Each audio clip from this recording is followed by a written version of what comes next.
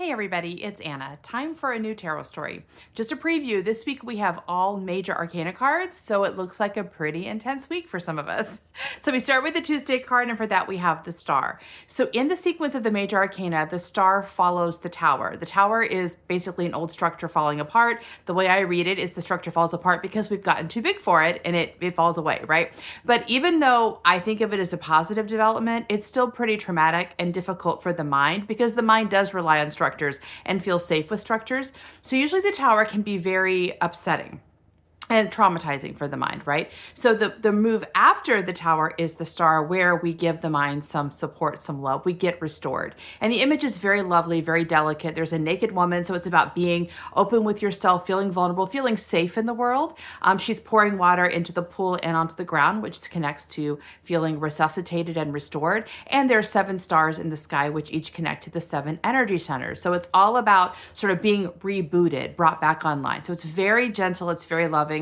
And it's not just restoration, though. I would say, just like I said in the Tower, the reason the structure falls apart is that we're too big for it, right? So the Star is about kind of recovering from what that trauma of the Tower, but also feeling into the expansion. Something has shifted, something has moved, which is why we had this big shock to our system. So in the Star card, we get a chance to kind of relax, restore, and also feel through what new thing has developed in us. There's also this little ibis bird in the background, which is the bird of prophecy. So the idea is that, you have a deeper sense of something, a deeper understanding and knowing.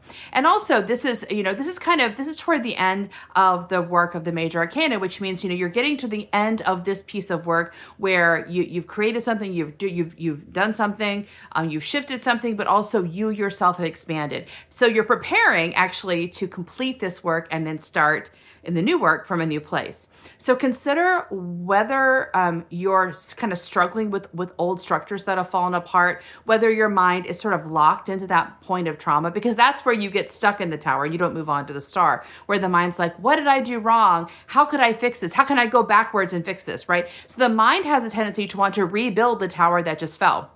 And if it does that, it'll get you a little bit stuck, right? So that the walk of faith is to pull the mind up and say, let's move on. Let's see what's up the road waiting for us, right? So consider helping your mind think about this, even though we don't want to disregard the fact this is a hard thing for the mind to go through. The journey is hard for the mind. The whole spiritual journey is difficult for the mind, right?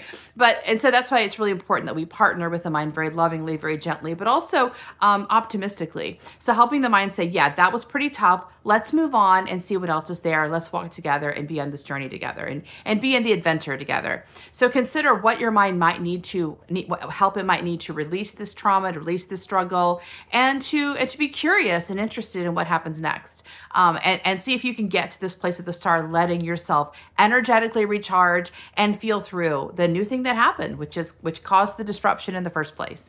See you tomorrow for our next card. Bye.